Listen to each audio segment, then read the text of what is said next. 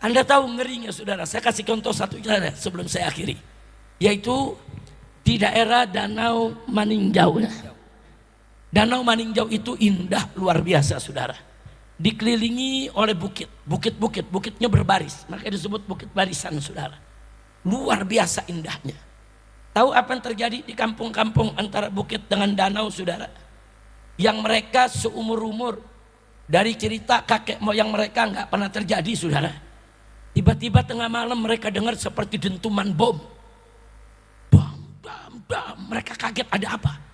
Kemudian mereka dengar seperti di bumi itu ada suara gerudukan saudara. Geruduk apa? Mereka lari semua dari rumah. Ternyata batu sebesar-besar rumah jatuh dari bukit saudara. Bukan satu, ribuan batu.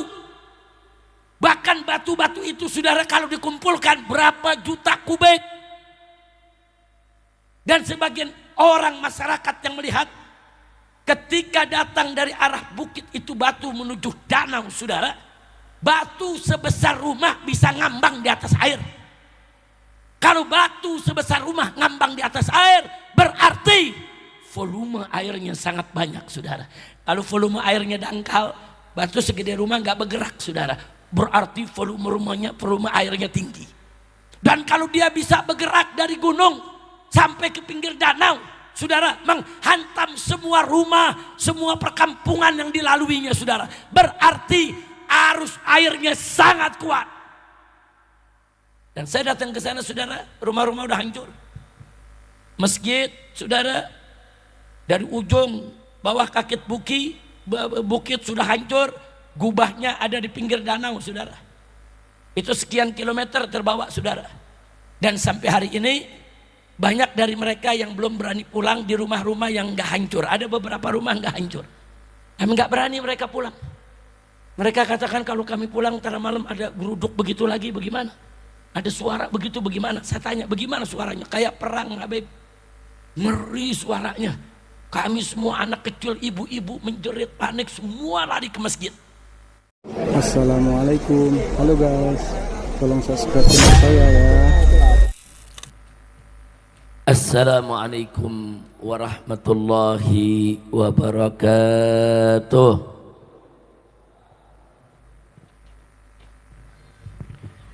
Bismillah walhamdulillah wassalatu wassalamu ala rasulillah wa ala alihi wa sahbihi wa mawala. Amma ba'd. Kepada para habaib, para alim ulama, para kiai, para ajengan yang sama kita cintai dan kita muliakan, satu kehormatan bagi saya pada kesempatan malam hari ini bisa hadir dan bertatap muka bersilaturahim dengan masyarakat Marga Asih Bandung, Jawa Barat. Alhamdulillah hari ini kita kumpul saudara di lapangan daripada Pondok Pesantren Miftahul Jawami Al-Munawwarah yang dulu pada awalnya didirikan oleh almarhum wal maghfuru lahu Abuya Kiai Haji Ibrahim Burhanuddin, yang saat ini dilanjutkan saudara oleh putra beliau akhina al-fadil al-muhtaram al-makarram Ajangan Sanusi hafizahullahu ta'ala wa ra'ah. Famatanallahu bituli hayati wa nafa'ana bi ulumi fid dini wad dunya wal akhirah. Amin ya rabbal alamin. Alhamdulillah pada kesempatan malam hari ini kita sudah mendengarkan tadi sambutan demi sambutan, begitu juga ceramah yang disampaikan oleh para guru-guru kita. Dan terakhir tadi sempat sedikit saya dengar dari perjalanan, yaitu Ketua Umum Front Persaudaraan Islam, yaitu Habib Muhammad bin Hussein Al-Attas. Beliau adalah menantu saya, saudara. Malam ini memang saya maupun Habib Muhammad bin Hussein dalam kondisi memang sangat-sangat lelah. Kami baru saja menyelesaikan perjalanan safari kemanusiaan di Aceh, begitu juga di Sumatera Utara dan Sumatera Barat. Ada beberapa kota dan kabupaten yang kami datangi, dan setiap kota, setiap kabupaten ada banyak titik saudara yang kami kunjungi. Di samping kita terus menggali informasi dari masyarakat di sana. Dan sepulang kami dari sana, saudara, sehari sebelum kami pulang masih terjadi banjir-banjir susulan, saudara. Masih terjadi banjir susulan, saudara, sehingga memang sudah 40 hari lebih bencana di Aceh khususnya belum terselesaikan. Nah, ini kondisi waktu yang berlarut-larut ini sampai 40 hari lebih, saudara. Masih banyak jembatan putus, bahkan di Takengon, di Aceh Tengah belum ada satupun jembatan yang diperbaiki. Sehingga jangankan kita yang datang dari luar, saudara, Gubernur Aceh, begitu juga Wali Kota Banda Aceh, kalau mereka mau ke Aceh Tengah naik pesawat dulu ke Malaysia. Dari Banda Aceh ke Kuala Lumpur, dari Kuala Lumpur ke Medan, dari Medan baru mereka bisa naik pesawat ke Takengon, saudara. Jadi hari ini hanya pesawat yang bisa menghubungkan kita ke Takengon, sementara dengan kendaraan darat belum. Nah, jadi sekali lagi ini kita sesalkan. Saya tidak katakan pemerintah tidak membantu, tidak, pemerintah membantu. Ada bantuan-bantuan pemerintah yang sudah datang, eskavator, polisi, tentara, tapi kami melihat memang belum maksimal. Nah, bahkan yang bisa kita tangkap kalau di Aceh Tamiang umpamanya, itu memang bantuan banyak datang. Bahkan rumah-rumah hunian sementara sudah ratusan dibangun, saudara. Nah, tapi banyak wilayah lain yang tidak kalah parah, bahkan lebih parah, sama sekali belum ada. Nah, waktu itu kita diskusi sama teman-teman di Aceh, kenapa ya kok yang di sini bisa bantuan begitu banyak turun, kok di sana nggak ada? Tahu-tahu jawabnya apa? Di sini banyak wartawan, Habib. Nah, karena banyak wartawan dari mana-mana, saudara, jadi orang kumpul di situ. Nah, jadi mestinya kita membantu jangan cuma tempat yang ada wartawan. Bantu tempat-tempat lain yang tidak ada wartawannya, saudara. Nah, jadi jangan membantu cuma minta diliput. Membantu hanya untuk diceritakan, diberitakan. Nah, jadi kami masuk ke daerah-daerah yang belum tersentuh bantuan pusat sama sekali, ya kawan. Nah, insya Allah, saudara, kami sudah amanatkan ke Habib Muhammad bin Hussein dan kawan-kawan dari pengurus Front Persaudaraan Islam agar besok nih mulai hari Senin bergerak, saudara, dorong mau DPR-nya mau pemerintahnya supaya betul-betul memperhatikan daerah-daerah yang belum tersentuh. Ini kewajiban pemerintah, saudara. Kalau kita ini fardul kifayah, karena kita bukan pemerintah. Tapi kalau pemerintah membantu rakyat, fardul ain. Nah, jadi nggak ada alasan. Harus bantu, wajib bantu, saudara. Nah, kita doakan saudara-saudara kita di Aceh, saudara, begitu juga di Medan, Sumatera Utara, maupun di Sumatera Barat, supaya mereka yang meninggal Mi'raj, begitu juga cerita soal gempa tadi, bagaimana dan apa yang harus kita lakukan. Maka saat ini saya tidak banyak ingin menyampaikan, karena memang maaf, kondisi kami luar biasa lelah betul, ya ikhwan. Dan ini harus segera kita pemulihan, karena saya sendiri memang belum sehat betul. Tapi karena terdorong semangat mau ketemu umat yang ada di Aceh, di Medan maupun Sumatera Barat, kita paksakan kita berangkat ke sana, ya ikhwan.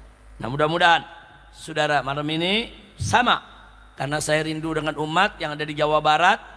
Belum lagi besok juga ada pengajian di tempat Habib Zaki Al-Idrus, imam daripada FPI Jawa Barat besok pagi di Padalarang. Maka itu malam ini saya usahakan datang dan alhamdulillah saya bisa hadir. Mudah-mudahan besok juga sehat walafiat untuk selanjutnya tetap bisa kita laksanakan acara. Amin ya rabbal alamin. Baiklah ibadallah, saya hanya ingin ingatkan kita semua, saudara, sebetulnya Jawa Barat pun di sekitar Bandung pun juga ada banjir bandang, saudara. Tapi memang tidak sedahsyat yang di Aceh. Nah, jadi Jawa Barat juga, saudara, ada longsor di Cianjur, ada longsor di Sukabumi, ada banjir bandang di beberapa wilayah, saudara. Nah, maka itu yuk sama-sama kita tingkatkan persatuan kita, persaudaraan kita untuk kita saling membantu, khususnya membantu mereka yang terkena bencana. Dan yang lebih penting dari itu, yuk kita dekatkan diri kepada Allah, tegakkan amar ma'ruf nahi munkar untuk mencegah bencana. Saudara, musibah itu, saudara, apa saja yang menimpa kita dari perkara-perkara yang kita tidak suka. Sakit kita tidak suka, itu musibah. Jadi kalau dapat sakit berarti dapat musibah. Tertusuk duri kita tidak suka, saudara. Sakitnya tertusuk duri itu juga musibah. Jadi apa saja kalau kita kena sesuatu yang menyakitkan kita, rasa sedih musibah, rasa capek musibah, saudara. Rasa risau, galau, gundah gulana musibah. Jadi musibah itu banyak macamnya. Dapat penyakit musibah, saudara. Kecurian, kebakaran, kebanjiran, semua apa saja perkara yang menimpa kita yang menjadi mihnatun, menjadi imtihan, menjadi ujian. Yang kedua, musibah yang menjadi indar, peringatan. Dan yang ketiga, musibah yang menjadi adab, siksa yang didahulukan oleh Allah di atas dunia ini, sementara siksa akhirat menanti jauh lebih pedih lagi, saudara. Jadi musibah bisa merupakan ujian, bisa merupakan peringatan, bisa merupakan adab, saudara. Sekarang pertanyaannya, kapan musibah itu jadi ujian bagi perorangan? Musibah menjadi ujian bagi perorangan tergantung orang yang terkena musibah.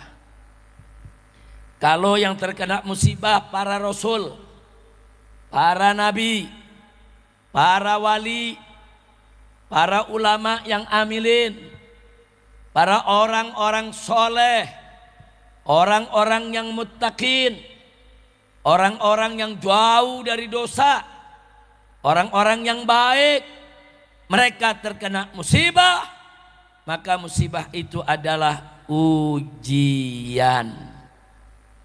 Kenapa mereka diuji? Karena mereka dicintai oleh Allah. Untuk apa mereka diuji? Liraf'i darajatihim indallah, untuk diangkat derajat kedudukan mereka di sisi Allah. Kalau ada yang bertanya lagi, kok Nabi, Rasul, orang soleh masih kena musibah? Saudara, justru makin tinggi tingkatannya di sisi Allah, ujiannya makin berat. Sampai Nabi mengatakan dalam satu hadis, saudara, apa beliau katakan? Asaddun nasi balaan al-anbiya, summas salihun, summal amsal fal amsal. Jadi kata Nabi alaihi salatu wassalam, asaddun nas balaan, manusia yang paling berat balaknya, musibahnya, saudara. Siapa mereka? Kata Nabi, al-anbiya, para nabi. Summas shalihun. Kemudian orang-orang soleh, saudara, selain nabi. Summal amsal fal amsal. Kemudian orang-orang baik yang derajatnya berikutnya lagi dan berikutnya lagi. Dan begitulah seterusnya. Jadi berdasarkan hadis ini kita bisa mengambil satu kesimpulan. Makin tinggi iman seseorang, makin dekat dia kepada Allah, maka ujiannya semakin berat, musibahnya semakin banyak. Baik, yang kedua, kapan musibah itu menjadi peringatan? Kepada siapa? Golongan yang mana? Kalau dapat musibah disebut peringatan. Musibah disebut peringatan, saudara, tatkala musibah tersebut menimpa orang-orang Islam, menimpa kaum muslimun yang kadang-kadang masih suka berbuat buruk, saudara. Mereka baik, tapi kadang-kadang ada yang suka maksiat juga. Kadang-kadang lupa terjerumus dalam dosa, saudara. Nah, orang-orang semacam ini kalau dapat musibah, maka musibah tadi adalah peringatan. Kenapa mereka diberi peringatan, saudara? Sebab Allah juga masih sayang sama mereka. Kalau Allah tidak sayang, Allah biarkan. Justru karena Allah sayang, mereka diuji supaya mereka sadar dan insaf, supaya mereka melakukan muhasabatun nafas, introspeksi diri.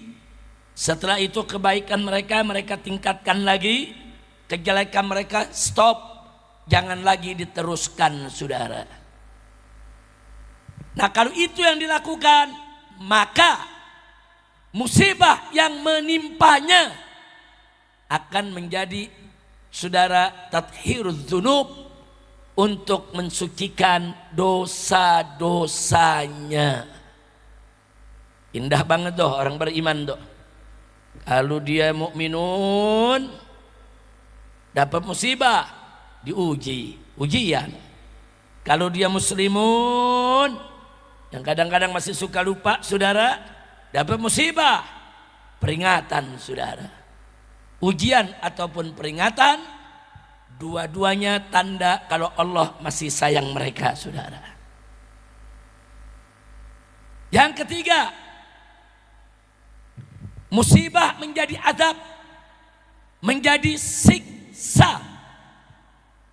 Kapan itu musibah menjadi siksa, saudara? Lagi-lagi tergantung orang yang kena musibahnya.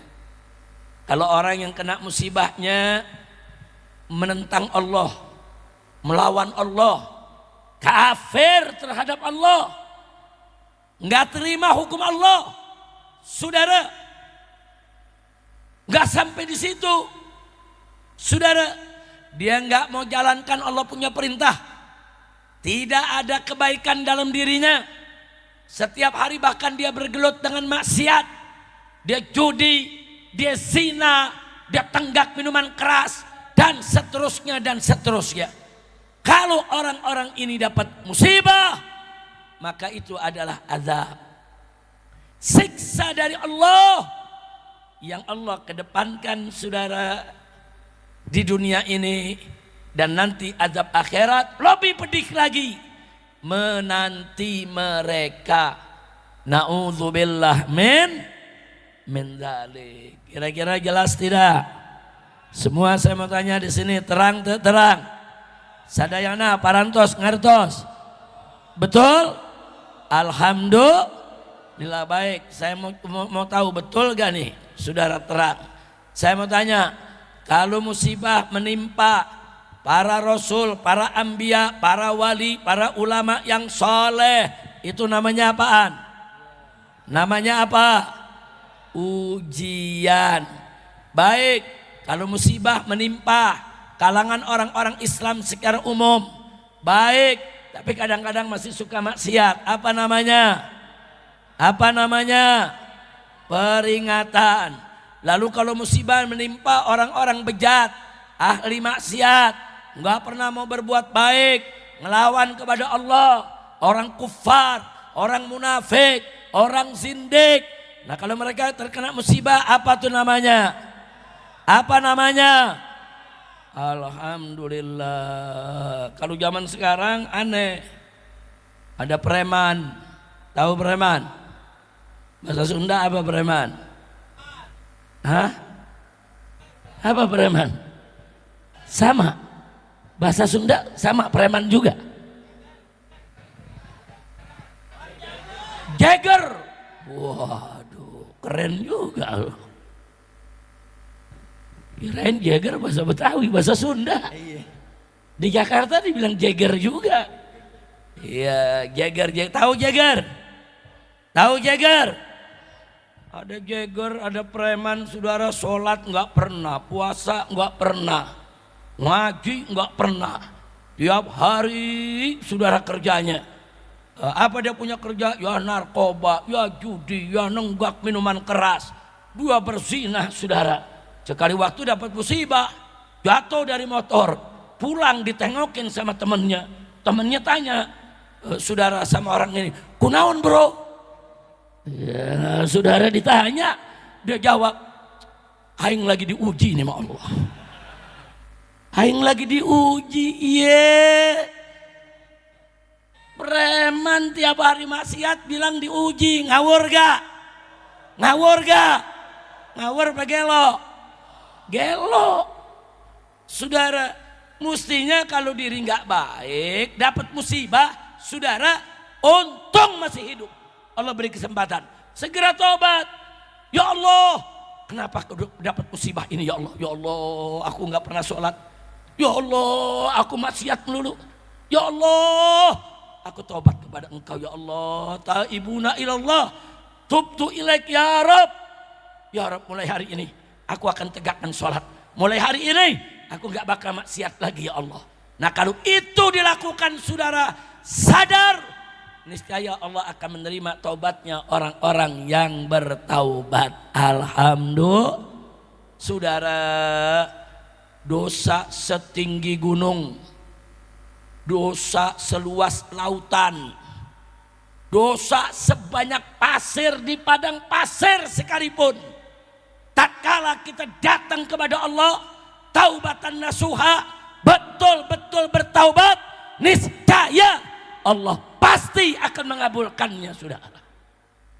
Tapi syarat taubatan nasuha, Allah yang perintahkan dalam Al-Quranul Karim, tubu taubatan nasuha. Orang-orang yang beriman, taubat dong kamu sekalian, kembali kepada Allah. Dan jangan lupa taubat nasuha itu ada 3 syarat. Yang pertama kata Nabi, an-nadamu taubah, penyesalan itu adalah taubat. Nah, jadi syarat pertama untuk bertobat, dia harus nyesel. Dia nyesel kenapa melakukan maksiat saudara. Tanpa penyesalan tidak ada taubat saudara. Taubat itu harus menyesal. Nyesel kenapa dia lakukan itu, nyesel kenapa dia maksiat, nyesel kenapa dia langgar perintah Allah. Itu syarat pertama saudara. Syarat kedua istighfar. Dia harus mohon ampun kepada Allah. Tidak ada taubat tanpa istighfar. Tidak ada taubat tanpa mohon ampun kepada Allah Subhanahu wa taala, karena dia berdosa kepada Allah. Wajib mohon ampun kepada Allah saudara. Itu yang kedua syaratnya. Yang ketiga, akad untuk tidak kembali lagi melakukan maksiat tersebut saudara. Jadi kalau dia udah nyesal, minta maaf, bertekad dia tidak mengulangi lagi, dan betul-betul dibuktikan dia nggak ulangi lagi, taubatnya diterima oleh Allah Subhanahu wa ta'ala. Tapi kalau dosa sama manusia ada tambahan syarat satu lagi, itu dosa kita sama Allah 3 syarat. Tapi kalau dosa sama manusia ada tambahan lagi 1. Apa tambahan taubat syaratnya? Syarat yang keempat adalah wajib dia minta maaf kepada orang yang dia berbuat dosa saudara. Habib, orang yang dulu saya sakiti sudah meninggal dunia, doakan, datang ke kuburnya saudara, ziarah. Dia mendengar kedatangan kita, Dia mendengar salam kita saudara. Minta maaf. Dan berbuat baik kepada keluarga yang ditinggalkannya. Oh, orang udah meninggal dunia, punya istri jadi janda, punya anak jadi yatim saudara. Bantu mereka. Tunjukkan kalau kita memang menyesal berbuat dosa kepada yang bersangkutan saudara. Jadi tanpa minta maaf kepada orangnya, Allah tidak akan maafkan tanpa orang yang bersangkutan memaafkan saudara.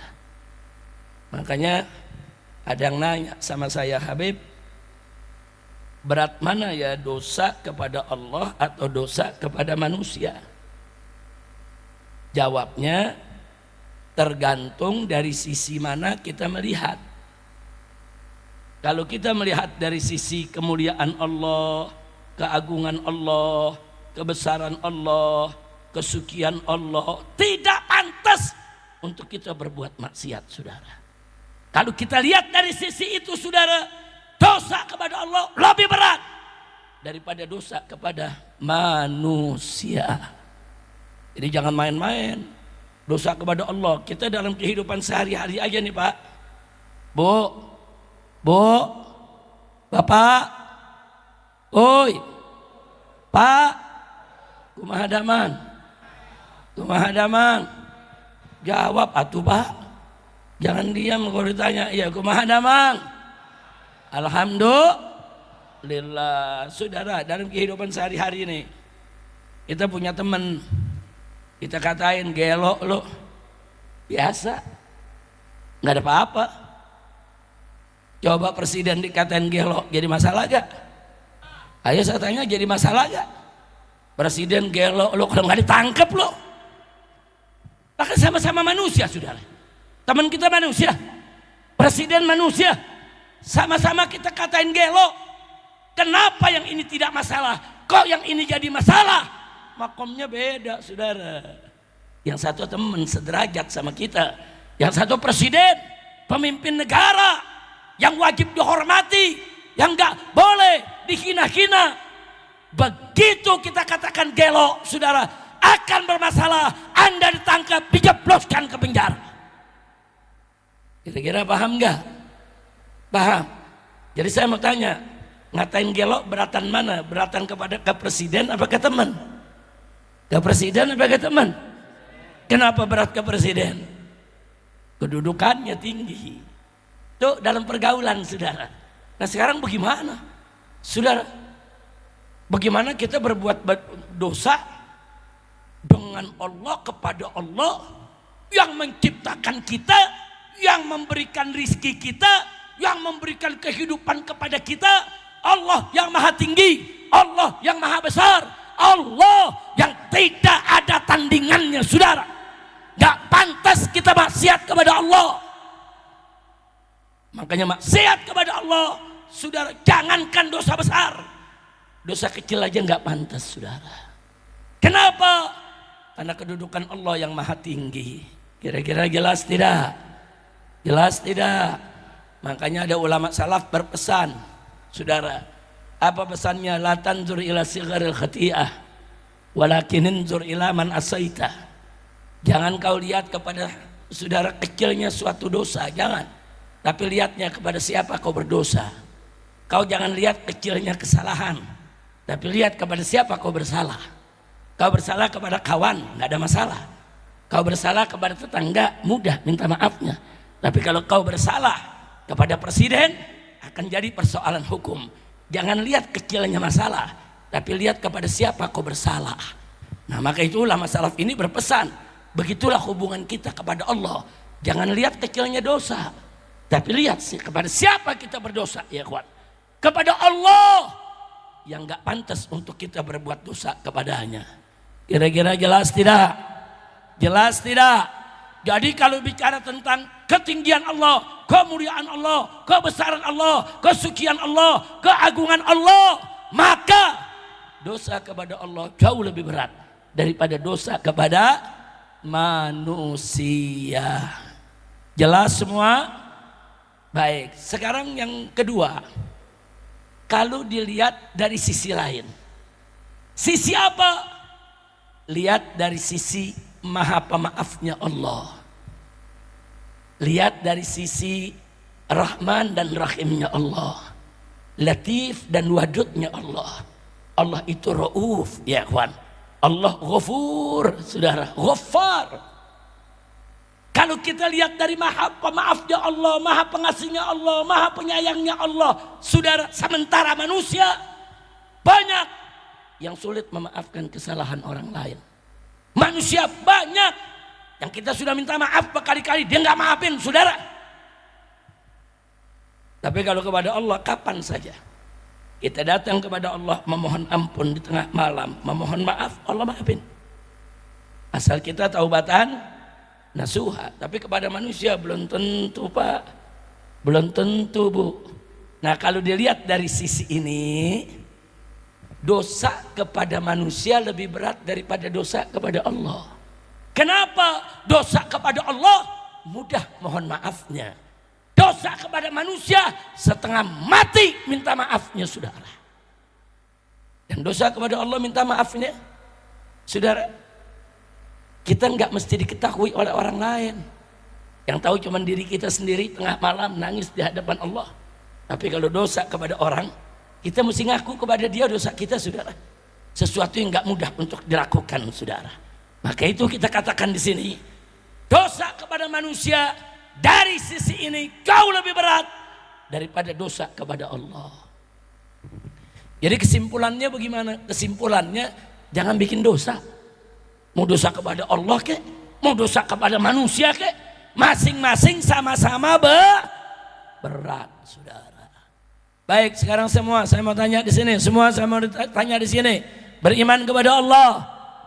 Jawab yang kompak, beriman kepada Allah, yakin kepada Allah, siap taubat kepada Allah, siap taat kepada Allah, takbir, sallu ala nabi. Nah, jadi saudara, nah itu yang ingin saya ingatkan. Baik, kembali kita kepada persoalan musibah.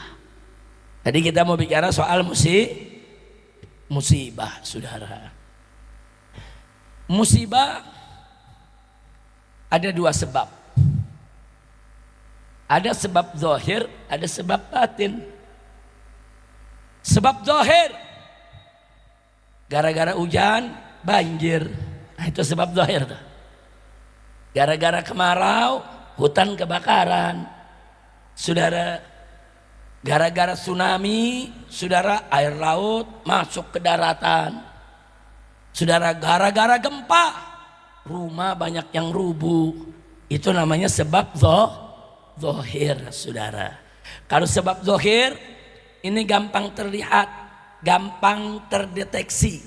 Jangankan orang beriman, orang kafir juga tahu, saudara. Itu namanya sebab zahir, bisa dilihat sama mata kepala. Nah, itu yang Allah nyatakan dalam Al-Quran, diantaranya, saudara, wa ma asobakum min musibatin fa bima kasabat aydin nas, saudara. Jadi apa musibah yang telah menimpa kamu sekalian, itu tidak lain dan tidak bukan, saudara, kerjaan daripada tangan-tangan manusia. Biaidikum, tangan-tangan kamu sekalian, biaidikum. Akibat ulah tangan kamu sekalian, gara-gara tangan kamu menggunduli hutan, tanah longsor, datang hujan, saudara, banjir bandang di mana-mana. Nah, itu sebab zahir, kelihatan. Kira-kira jelas tidak? Nah, kalau sebab zahir nih orang kafir juga percaya, saudara. Tapi jangan lupa ada sebab batin. Sebab yang hanya percaya orang beriman, saudara. Kalau nggak beriman, nggak percaya, seperti apa? Gara-gara banyak zina jadi kebanjiran, gara-gara banyak judi, saudara, jadi gempa bumi. Kalau yang nggak punya iman, nggak masuk di akal itu, ya kawan.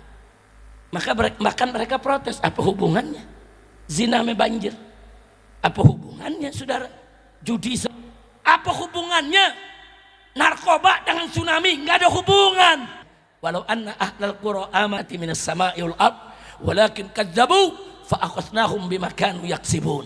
Allah yang kasih kabar kepada kita, Walau anna ahlal qura, kalau penduduk negeri-negeri di mana saja saudara, amanu mereka beriman, wattaqau dan mereka bertakwa, Allah janji la fatahna alaihim, kami akan buka dan limpahkan kepada mereka barakat, segala macam keberkahan, minas sama'i wal ard, baik yang keberkahan turun dari langit maupun keberkahan yang Allah keluarkan dari perut bumi saudara. Allah punya janji, penduduk negeri beriman, bertakwa, Allah limpahkan keberkahan. Itu namanya janji siapa? Janji siapa? Percaya dengan janji Allah. Siapa yang maha benar dengan janjinya? Siapa yang maha menepati janji? Siapa yang tidak pernah mengingkari janji? Takbir. Sallu ala nabi. Lanjutan ayatnya saudara. Walakin kadzabu, akan tapi penduduk-penduduk negeri di mana-mana kadzabu, banyak yang mendustakan Allah, mendustakan hukum Allah, mendustakan ayat Allah, mendustakan agama Allah. Kalau sudah begitu, apa kata Allah? Fa'akhadnahum, kami ambil mereka, kami cabut mereka, kami siksa mereka, kami buat perhitungan kepada mereka. Gara-gara apa saudara? Gara-gara apa lantaran yang mereka lakukan? Fa'akhadnahum bima kanu yaksibun, lantaran apa yang mereka telah lakukan saudara. Masya Allah Pak Bu, ini ayat singkat. Apa Allah nyatakan penduduk negeri beriman bertakwa Allah berkahi. Penduduk negeri enggak beriman enggak bertakwa, malah banyak berbuat maksiat saudara, Allah azab, Allah siksa di dunia dan di akhirat. Saya mau tanya sekali lagi, jawab yang kompak. Ini firman siapa? Ini firman siapa? Beriman kepada Allah, percaya kepada Allah. Nah, maka itu kalau Allah nyatakan penduduk negeri beriman bertakwa akan diberkahi, benar tidak? Benar tidak? Pasti benar saudara. Baik, Allah menyatakan kalau penduduk negeri tidak beriman, tidak bertakwa, bahkan ingkar kepada Allah, mendustakan Allah, mereka akan disiksa. Benar tidak? Benar tidak? Nah ini yang saya sebut tadi, sebab batin saudara. Jadi kita kalau bicara sebab, jangan melulu sebab zahir. Ini kan banjir karena hujan gak berhenti-berhenti, hujan disalahin. Saudara, introspeksi diri, jangan-jangan ada kemunkaran, kemaksiatan yang kita lakukan.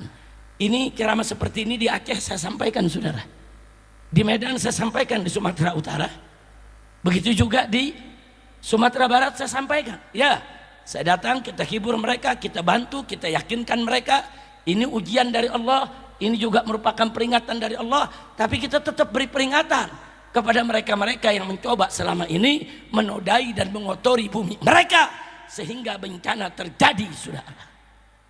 Nah makanya untuk masyarakat Bandung, mudah-mudahan bencana tidak terjadi, amin. Nah kalau nggak mau terjadi, beriman dan bertakwalah kepada Allah. Maaf Pak Bu ya, sedih kita ngelihat laporannya. Allah turunkan hujan batu, dihancurkan satu negeri. Kalau Nabi enak, Allah menghancurkan itu negeri, dikasih kabar nabinya. Nabinya disuruh keluar dulu. Jadi nabinya selamat saudara. Umat Nabi Nuh saudara mau ditenggelamkan oleh Allah dengan air bah. Nabi Nuh dikasih tahu dulu, disuruh bikin perahu yang besar, ajak kau punya pengikut yang beriman. Nah begitu jadi perahunya, baru air bah datang. Nah kalau sekarang yang ngasih tahu kita siapa? Kita ini bukan Rasul, bukan Nabi saudara. Kalau Allah sudah murka, banjir dikirim, gempa dikirim, al-bala ya musibah kalau sudah datang sifatnya umum, nggak peduli mau kiai, mau bukan kiai, mau ustadz, mau preman, saudara, mau orang baik, mau orang bejat, semua kena bencana. Dulu malaikat dikirim, suruh kasih tahu tuh para nabinya yang mau dihancurkan, suruh keluar. Harus sekarang, saudara, kiai kan bukan nabi, kiai bukan rasul, apa malaikat dikirim ke kiai? Ayo kiai keluar dulu dari Bandung, Bandung mau gempa bumi nih. Nggak begitu saudara. Terus ada yang nanya, Habib, memang kalau satu daerah masih banyak kiainya, bencana bisa datang? Mau tahu jawabannya? Mau tahu gak? Mau tahu jawabannya? Yang pernah nanya begini bukan saya. Istri Nabi nanya kepada Nabi. Sayyidah Zainab binti Jahsh radhiyallahu taala anha bertanya kepada Nabi. Nabi ngasih kabar dalam hadis sahih saudara. Nabi pulang ke rumah istrinya yang bernama Zainab binti Jahsh. Begitu pulang badan Nabi gemetar, khawatir, ketakutan. Nah, istrinya begitu lihat bertanya, ya Rasulullah ada apa? Keringat dingin keluar. Nabi gemetar, ada apa ya Rasulullah? Kata Nabi, wailul lil Arab min syarrin qad iqtarab. Celaka bagi bangsa Arab. Celaka bagi aku punya umat. Celaka. Celaka min syarrin, dari keburukan, dari kerusakan, qad iqtarab, yang sudah semakin mendekat saudara. Nabi kasih tahu istrinya bahwa benteng yang membendung Ya'juj wa Ma'juj sudah Ya'juj wa Ma'juj itu sudah mulai berlubang. Nanti kalau sudah dia pecah, Ya'juj wa Ma'juj akan merajalela, merusak kehidupan manusia. Nabi kasih tahu bahwa nanti itu banyak saudara bencana-bencana musibah yang akan terjadi menimpa umatnya. Istrinya nanya, ya Rasulullah, wahai Rasulullah, anahliku wa fina salihun. Wahai Rasulullah, apakah kita ikut binasa sementara di tengah-tengah kita masih banyak orang yang soleh? Itu pertanyaannya saudara. Ya Rasulullah, itu kalau bencana datang, kita kena apa enggak? Kan di tengah kita masih banyak orang yang soleh. Apa jawab Nabi saudara? Beliau menjawab, naam, ya, kita semua yang soleh, yang baik akan ikut kena. Idza katsura khabath, kalau kebejatan sudah merajalela.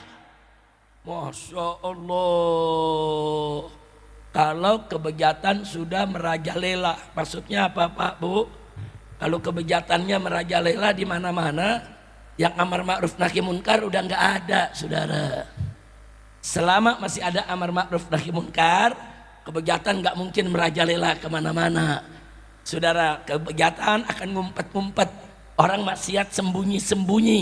Kalau amar ma'ruf nahi munkar ditegakkan, saudara. Tapi kalau amar ma'ruf nahi munkar sudah tidak ditegakkan, kebejatan merajalela di mana-mana.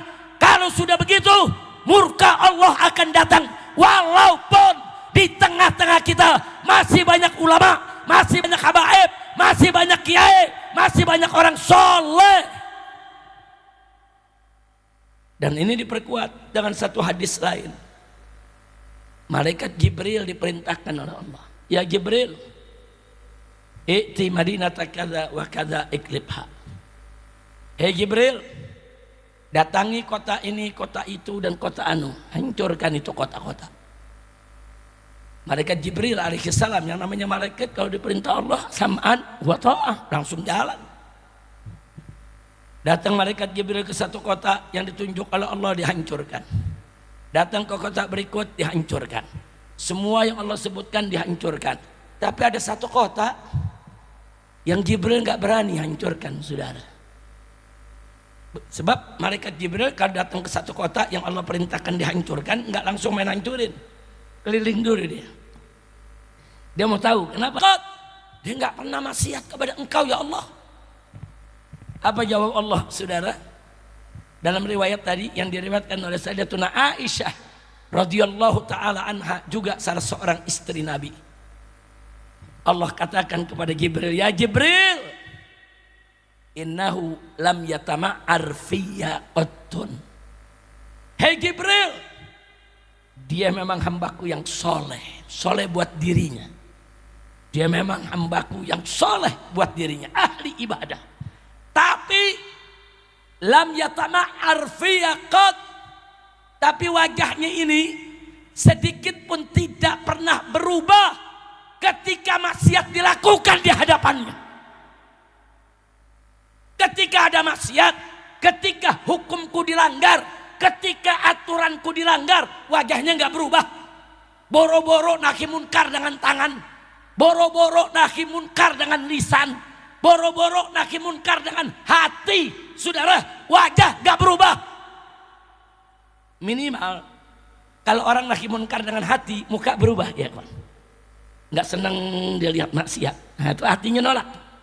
Ini kata Allah, lam yatama'al fiyya qat. Hukumku dilanggar depan dia, nggak pernah berubah sedikit pun, wajahnya nggak pernah berubah.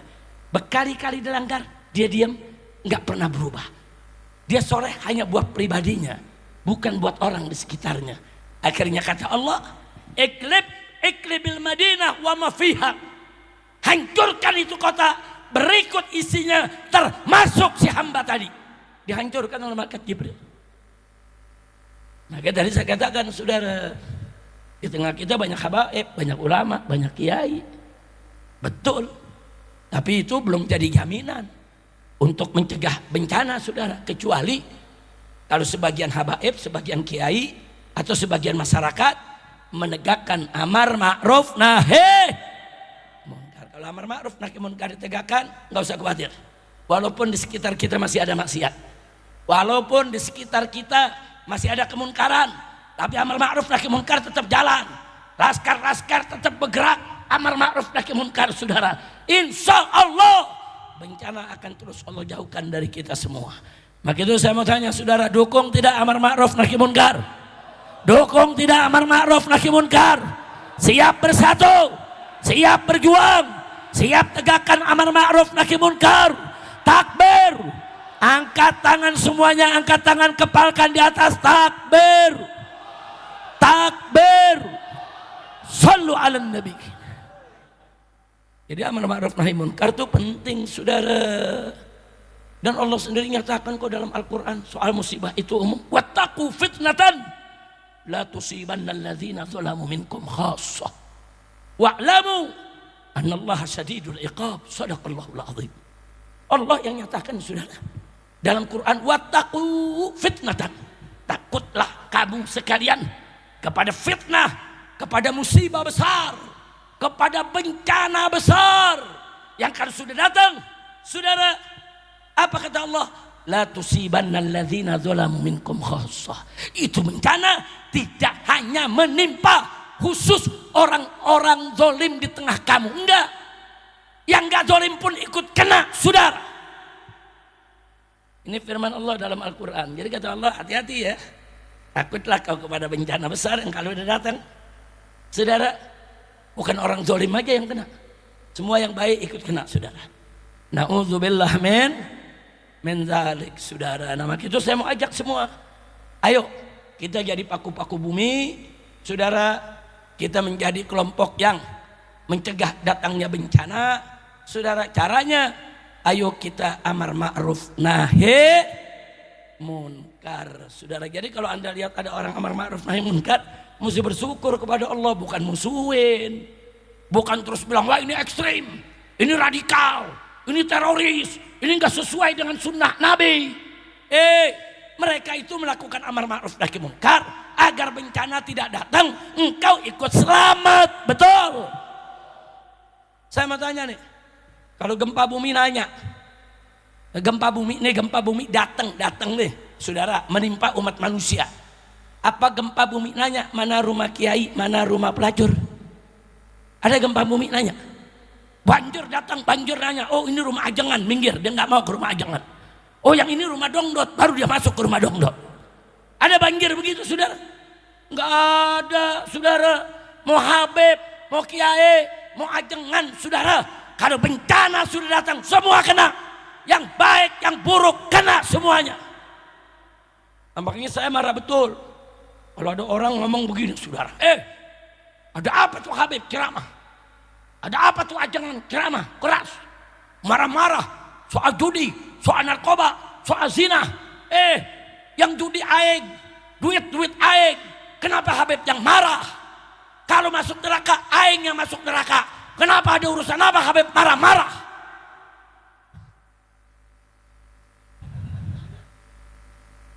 Jawab jangan. Jawab jangan. Kapan? Besok aja deh, besok. Kan besok ada di rumah Habib Zaki. Mau datang nggak besok? Mau datang nggak besok? Di Padalarang. Udah jawabnya besok aja deh. Besok apa sekarang? Makanya jawab yang kompak. Besok apa sekarang? Harus sekarang. Betul. Udah begitu saudara ngomong apa dia bilang? Yang berzinah aing. Kalau memang berzinah ada penyakit, aing yang kena penyakitnya. Aing yang diazab. Aing yang masuk neraka. Kenapa? Jangan marah-marah. Wow. Kacau tidak? Yang model begitu ada gak? Ada gak? Kasih tahu sama dia. Kurang ajar.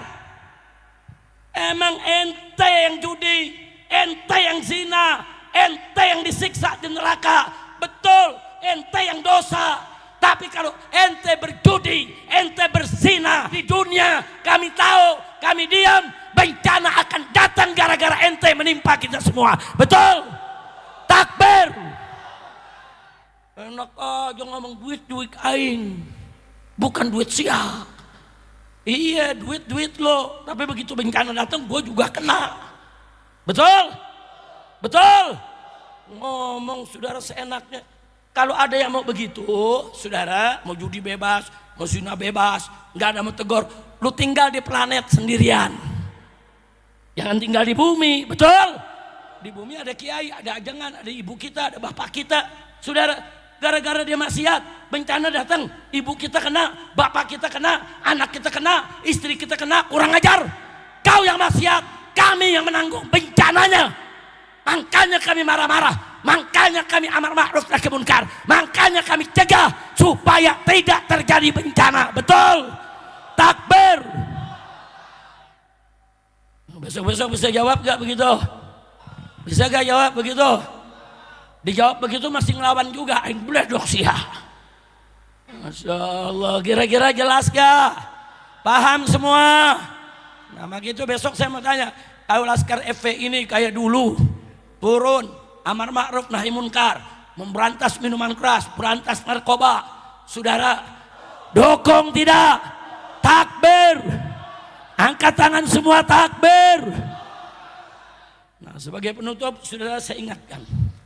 Medan juang Islam ada 3. 1, dakwah.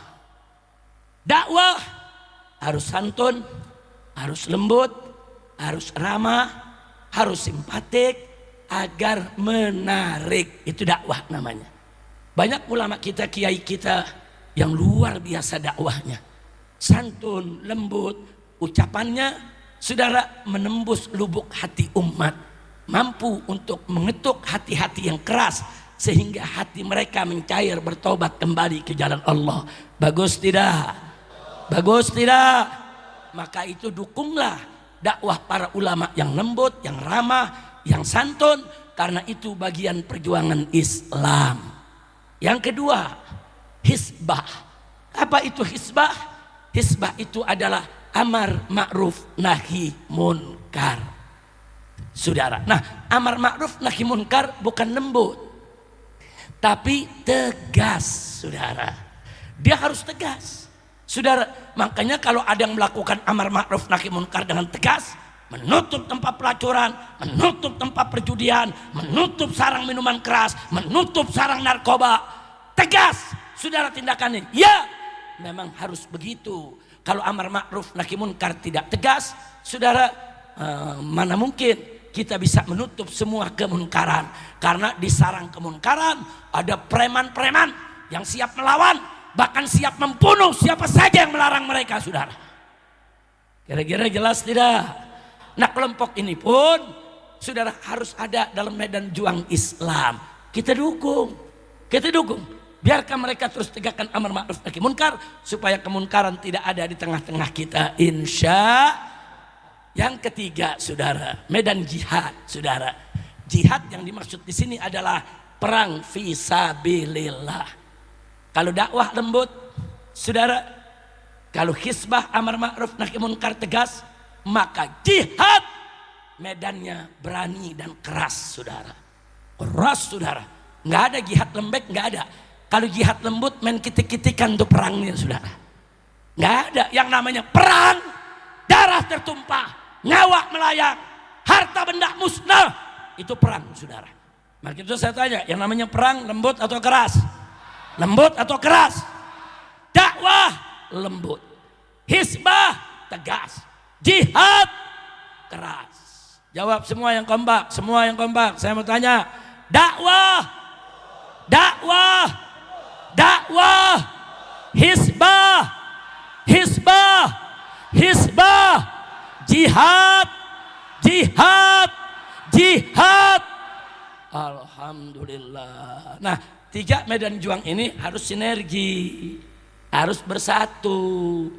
Nah, jangan mereka yang dakwah lembut tertipu, merasa paling suci, menyalah-nyalahkan yang hisbah.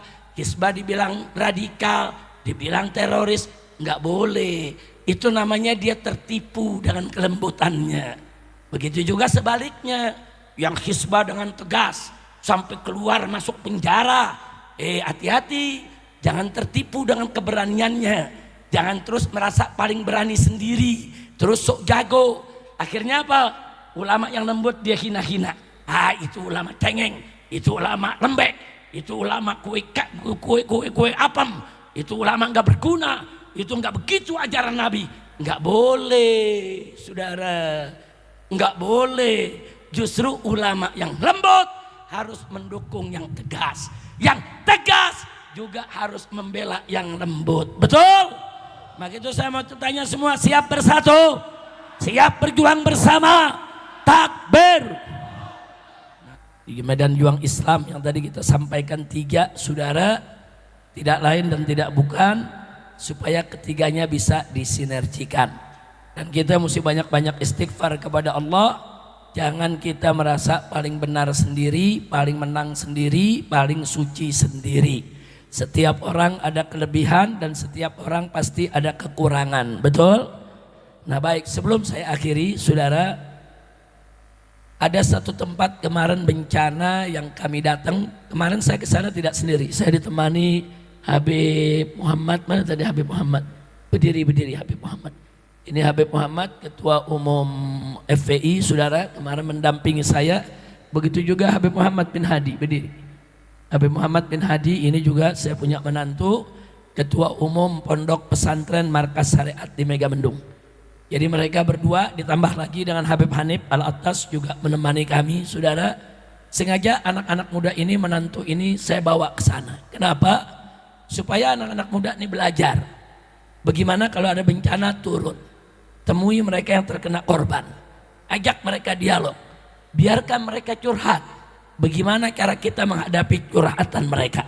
Curhat yang paling pedih, paling perih, paling pedas. Dengerin, saudara. Nah, sengaja kami bawa ke sana biar mereka langsung lihat. Karena dulu tahun 2004 saya masih muda seperti mereka-mereka ini, saudara, 21 tahun yang lalu terjadi tsunami di Aceh, saya turun. Saya tinggal di Aceh selama 4 bulan di dalam tenda, saudara, di daerah pemakaman pekuburan. Saudara, kamar mandi bikin sendiri dari kayu sama plastik hitam kita tutup ya kawan. Tiap hari kita evakuasi mayat. Nah, jadi kalau kita terjun, saudara, itu akan memberikan support kepada para relawan. Karena relawan FPI di sana, saudara, kita tempatkan banyak. Di sana kita taruh 40, di sini 30 orang, di sana 50 orang. Ini relawan datang, saudara, ada relawan lokal dari setempat, ada relawan dari Jawa Timur, relawan dari Jawa Tengah, dari Bandung, Jawa Barat, saudara, ada relawan dari Palu, Sulawesi Tengah, ada relawan dari Pontianak, yaitu Kalimantan Barat. Semua kita bawa, semua kita minta kerja. Sudah 40 hari mereka bekerja, meninggalkan anak, meninggalkan istri, atau kalau yang belum berkeluarga, meninggalkan bapaknya, ibunya. Saudara, perlu disupport. Ini bukan kerjaan gampang, saudara, kerjaan luar biasa. Bayangkan ada satu daerah di Aceh Utara, selama 3 minggu lumpurnya seleher, nggak ada yang bersihin saudara. Nggak ada, kenapa? Karena nggak ada wartawan. Loh kok berita nggak masuk saudara? 3 minggu mati listrik, 3 minggu nggak ada sinyal. Bagaimana mau kirim berita saudara? Nggak ada yang bisa kirim berita. Ratusan orang mati nggak ada yang bantu saudara. Saudara, kita hidup di kota, apalagi di tengah kota Bandung saudara. 2 hari aja listrik mati, sinyal nggak ada, udah kalang kabut kita saudara. 2 hari listrik mati saudara. Ini 3 minggu tanpa listrik, tanpa sinyal. Tidak ada dunia yang tahu yang terjadi di kampung mereka. Sementara air 3 meter saudara. Begitu air surut, ternyata lumpurnya seleher saudara. Nah jadi kondisi begini berat saudara. Maka itu sengaja saudara, anak-anak saya ajak, ayo lihat, ayo kita dialog dengan mereka. Ayo kita tanya, apa yang mereka perlukan, apa yang bisa kita bantu. Ya, kita bukan pemerintah, kita bukan konglomerat, kita nggak punya duit miliar-miliaran saudara. Enggak, tapi kan kita bisa galang dana. Tapi kan kita bisa kumpulkan duit umat saudara. Galang-galang 1 juta, 2 juta, lama-lama jadi miliaran. Bawa, kita bantu apa yang bisa kita bantu. Dan tiap daerah punya kebutuhan berbeda-beda. Yang di sana sumurnya mati saudara.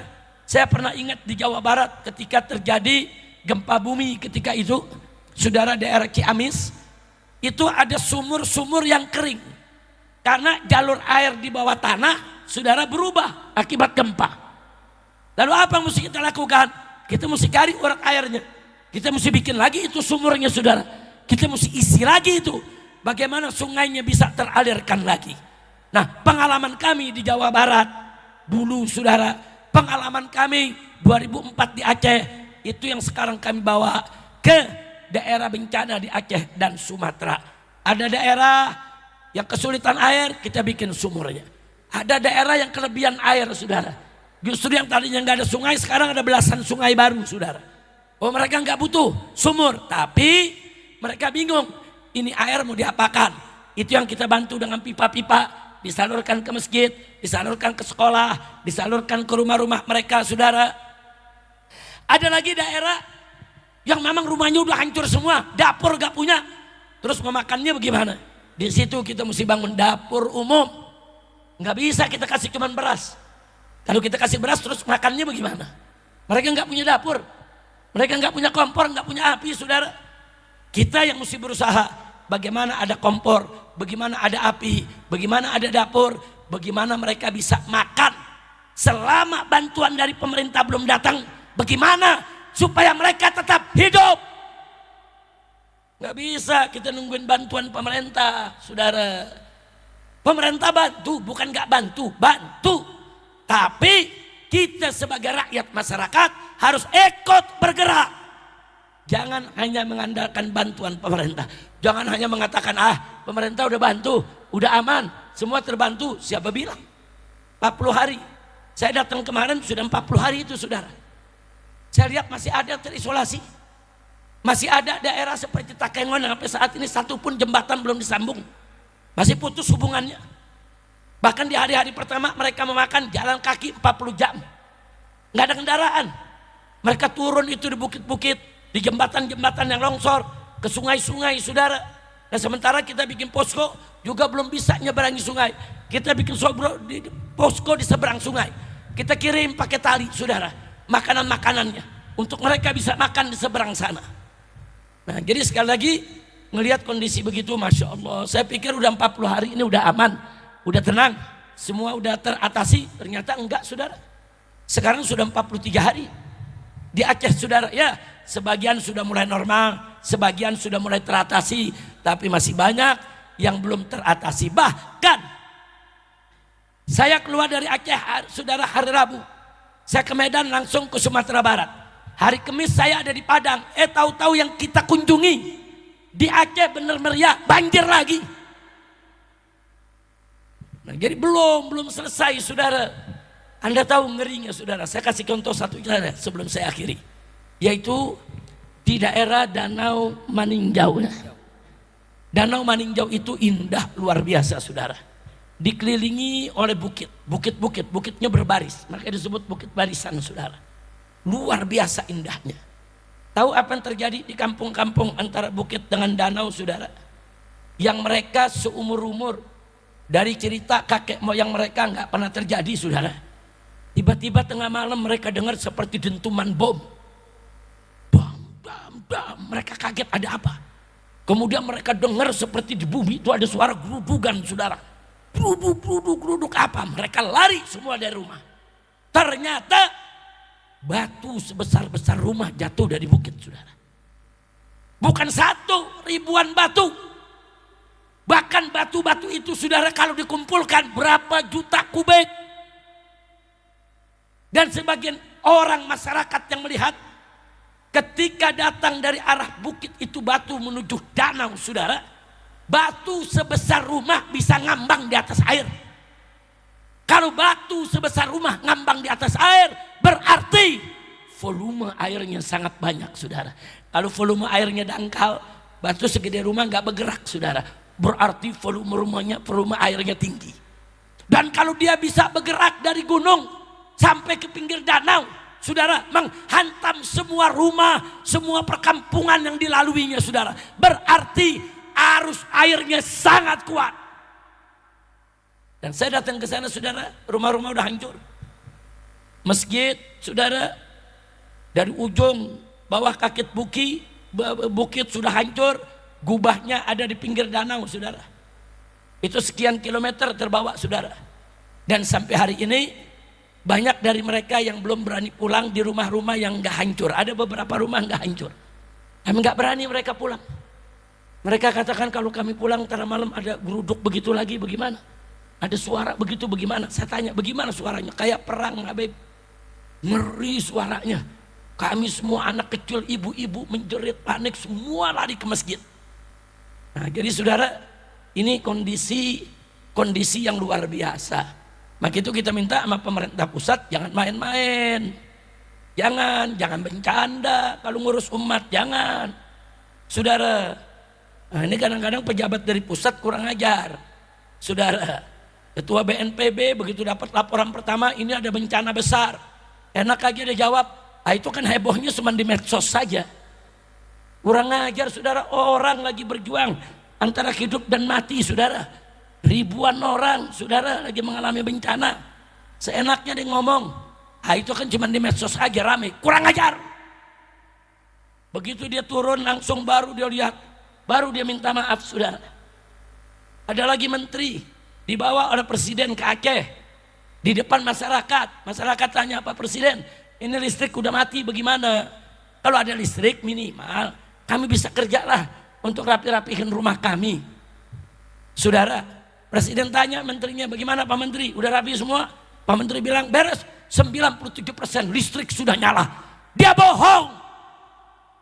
Menteri berani bohong depan presiden, disaksikan rakyat. Kurang ajar. Mestinya menteri-menteri begini presiden peka, berhentiin, pecat, betul. Emang menteri yang benar nggak ada? Indonesia ini orang baik banyak, orang benar banyak, orang pintar yang baik banyak. Kenapa yang dipilih orang-orang yang korup, orang-orang yang bejat, orang-orang yang pembohong? Nah, jadi sekali lagi, saudara, kita mau sampaikan kepada Bapak Presiden, kami sayang Anda, kami cinta Anda, kami hormat Anda. Tolong Pak, menteri-menteri nggak bisa kerja, menteri-menteri yang bicaranya sembarangan, menteri-menteri yang bikin gaduh, pecat, pecat. Indonesia masih banyak orang bagus, betul? Setuju tidak? Setuju tidak? Takbir. Sedih, kita sedih, saudara. Ada satu kalimat yang saya nggak tahan sedihnya, saudara. Seorang guru punya pesantren. Kalau Anda lihat di viral, itu ada viral yang cuma kubahnya aja yang selamat, saudara. Yang lain tenggelam. Orang warganya ada beberapa yang meninggal dunia. Begitu kita datang, apa dia bilang? Alhamdulillah Habib, kami senang Habib. Saya kaget, kok dapat musibah senang. Alhamdulillah Habib, sedih kami udah hilang, udah semua, udah impas. Kenapa? Karena Habib mau datang nengokin kami. Sedih saudara. Dia nggak ngarepin duit dari kita. Dia nggak nganggepin bantuan kita. Habib datang nih, nengokin kami di sini. Kami senang. Kami senang. Itu kesusahan kami semua udah terbayar. Sedih. Sedih, saudara. Jadi mereka merasa mereka nggak sendiri. Masih banyak saudara-saudaranya yang mau tahu mereka. Kita hibur, nggak usah khawatir, Abi, nggak usah khawatir, Abati. Di Indonesia ini masih banyak orang-orang yang memperhatikan Aceh. Duka Aceh, duka kita semua. Sedihnya Aceh, sedihnya kita semua. Jadi saya juga malu, saudara. Dia bicara begitu bukan kita nggak malu, kita sedih. Saudara, sudah kita udah terhibur, udah Habib datang, mantu-mantunya datang, pengurus FPI datang, Laskar datang bantu kita. Udah kita udah senang. Kita nggak ada keluhan apapun terhadap Allah. Bahkan kita bersyukur, ini barokahnya. Gara-gara ada banjir, akhirnya kami kedatangan tamu-tamu dari jauh. Subhanallah. Nah, maka itu kepada Bapak Presiden juga, yang alhamdulillah sudah beberapa kali turun ke Aceh. Cuman kami mau pesankan kepada Bapak Presiden, banyak daerah-daerah Pak, yang masih, saudara, jangankan Bapak, kadang-kadang pejabat daerah pun belum mengunjungi mereka. Bahkan ada beberapa daerah yang bertanya sama saya nggak bisa jawab. Waktu kemarin di Aceh Utara, ini saksinya saya punya menantu pada Habib, itu kata Bapak Presiden, 50 helikopter sudah dikerahkan untuk membantu kami. Tapi kami selama 40 hari nggak pernah lihat helikopter di kampung kami. Artinya apa, saudara? Artinya saya nggak katakan Presiden bohong. Presiden sudah kirim 50 helikopter, mungkin dipakai di daerah lain. Saudara, hanya terfokus ke satu tempat. Ada tempat lain yang gak kalah parahnya sama sekali belum ditengok sampai saat ini, saudara. Nah, jadi ini yang jadi persoalan. Nah, nanti kalau helikopternya nggak datang, ya jangan salahin rakyat. Kalau rakyatnya nanti bilang bohong. Jadi mereka bilang, Habib, nih kami dibohongi begini, Habib. Ya saya masih husnuzon, mungkin nggak bohong, mungkin benar, tapi masih ke daerah lain. Mungkin daerah ini memang tidak terekspos. Bagaimana terekspos, Pak? 3 minggu nggak ada listrik, 3 minggu nggak ada sinyal. Mereka nggak bisa kirim berita. Mereka nggak bisa kirim berita. Sementara dari minggu pertama Presiden udah katakan 50 helikopter kami kirim. Nah, penduduk situ udah 40 hari lebih ketemu saya nanyain, Habib, helikopternya mana? Nah, kan bingung, Presiden yang ngomong, kita yang ditanya. Saudara, yang penting bukan saya yang bohong, betul? Kira-kira jelas gak? Nah, karena itu saya pesankan kepada Bapak Presiden, hati-hati Pak, tolong pesankan kepada anak buah Bapak yang di bawah, yang Bapak udah pesen tuh 50 helikopter supaya keliling di Aceh, jangan berhenti mereka kerja. Terus, masih banyak daerah-daerah yang putus, butuh bantuan lewat helikopter. Tugaskan mereka supaya mereka mencapai semua bencana yang ada, insya Allah. Doakan kalau saya sehat walafiat beberapa waktu ke depan dengan anak-anak saya juga, kita mau datangi lagi beberapa titik yang kemarin belum sempat saya datang di Aceh, di wilayah Takengon, saudara. Karena kemarin saya dari Bener Mariah mau ke Takengon, jalan semua putus. Kalau nggak putus, mungkin dari kemarin kita sudah sampai di sana. Yang kedua adalah Sibolga, saudara. Sibolga nggak jauh dari Padang Sidempuan, itu juga ada dalam program, kami akan mendatangi mereka. Nanti kita tinggal nunggu nanti DPP FPI mengatur jadwalnya kapan kita harus datang ke sana. Satu, mensupport para relawan kita yang sudah kerja 40 hari lebih, juga mensupport saudara masyarakat supaya kembali semangat mereka. Mereka saat ini perlu trauma healing. Jadi trauma mereka tuh perlu diobatin, saudara, dengan istighosah, dengan zikir, dengan ditengokin, saudara, diajak bicara, dengerin keluhan mereka. Oh, mereka senang. Mudah-mudahan mereka semua akan diberikan oleh Allah Subhanahu wa taala ganti kebahagiaan yang lebih baik lagi. Ala hadhihi niyyah wa likulli niyatin salihah wa ila hadratin nabiyil mustafa sallallahu alaihi wasallam bisirril Fatihah. Alhamdulillah, acara demi acara sudah selesai kita laksanakan, saudara. Saya hanya sekedar mohon doa kepada semua agar saya begitu juga keluarga diberikan sehat walafiat, agar bisa kembali dakwah seperti semula. Bapak Ibu perlu tahu, jangan kita saudara, jangan Sanusi, saya datang hari ini tidak sendiri. Saya didampingi dengan 4 menantu saya. Coba diri semuanya, menantu, 4 menantu saya. Nah, silakan Muhajir. Nah, ini yang paling ujung, saudara Habib Ahmad Muhajir Al-Idrus, putra daripada Habib Zaki. Ini saya punya mantu, ini Habib Hussein bin Anis Asgaf, saudara. Ini juga saya punya menantu. Nah, kemudian yang berikutnya ini Habib Muhammad bin Husain Al-Attas dan Habib Muhammad bin Hadi Al-Habsyi. Masih ada 3 lagi tidak ikut datang saat ini. Ada Habib Hanif Al-Attas sering ke Jawa Barat. Kalau nggak salah baru minggu kemarin ya, safari dakwah di Jawa Barat, baru minggu kemarin. Habib Hanif ikut bersama kami ke Aceh, ke Medan, terus langsung ke Jawa Barat. Jadi nggak ikut ke Sumatera Barat. Dia minta izin, Abah, Hanif punya safari dakwah di Jawa Barat, boleh gak izin gak ikut ke Sumatera Barat? Kita izinkan. Dia pulang, ada safari dakwah di Jawa Barat, yang lain tetap ikut safari kemanusiaan. Doakan saudara agar mereka semua jadi orang-orang yang soleh, yang istiqamah, yang bisa melanjutkan perjuangan dakwah lillahi ta'ala, amin ya rabbal alamin. Itu saja yang bisa saya sampaikan. Dan kita doakan, jangan lupa ajangan kita, pimpinan daripada pondok pesantren kita, saudara Ajangan Wibisoro. Nah, doakan agar panjang umur dalam taat dan ibadah, dalam sehat walafiat, dan agar pondok pesantrennya dijadikan oleh Allah ma'hadan solehan tayyiban munawwaran ma'muran saliman najihan nafi'an lil ummatil islamiyah bisiril Fatihah.